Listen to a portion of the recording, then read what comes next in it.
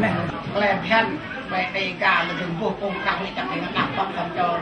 tụm nè vậy nên mau mồ ngon nên làm gì nên lo mau nên làm gì phải lên đã cần hạt con là phụ gì để đòi lại nó mà chẳng có nào cũng đã thân nên lúc có tiếng tiền này là cái gì như một cái tiền như yêu thế có tập cắn lẹt lẹ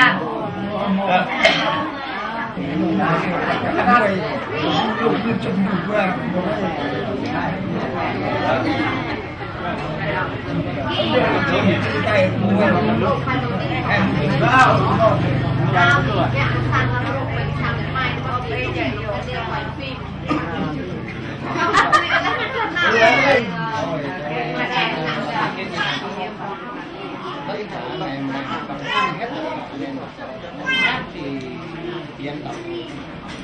chung tiến tất cả hai nhau rất vinh dự,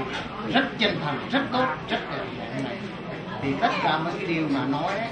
tất cả vì tâm ảnh vì bố vì thầy xưa cái gì tôi hiểu hết, nhưng mà bây giờ mình ta hứa cho hai cháu đi. Chủ yếu nhất là sau này vừa già vừa trẻ vừa ta cảnh hai người đều không ngoan cờ, có ốm có đau hai người cũng ôm chắc vậy nhau, vừa chết vừa sống vừa tan tật hai người cũng hạnh phúc. Ngày hôm nay tôi thấy là rất tốt, động chứng hết tất cả một tới mở tất cả điều thật quê hết sức của thầy. Cuối cùng xin hai cháu gái 100 năm hạnh phúc, kể từ giờ gọi như là thanh vợ chồng. Đó là đến đạo ông Chúa, mình tôi đạo tóc xin Chúa bạn ơn cho tình yêu thì nó vun vẹn muôn đời cũng như là 100 năm hạnh phúc, không bao giờ ai xin hết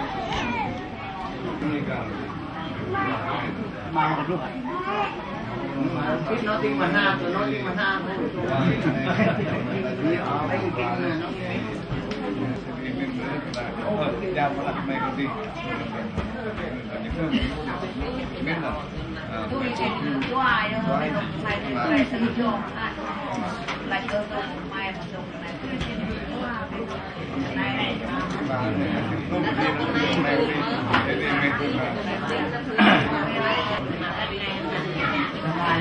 nó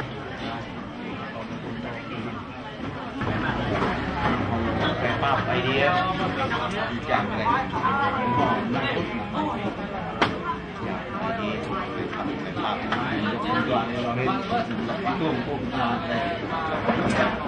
đoàn tạc là chú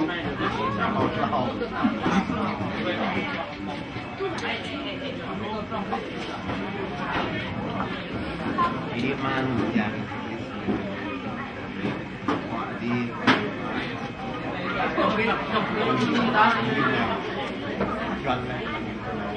quan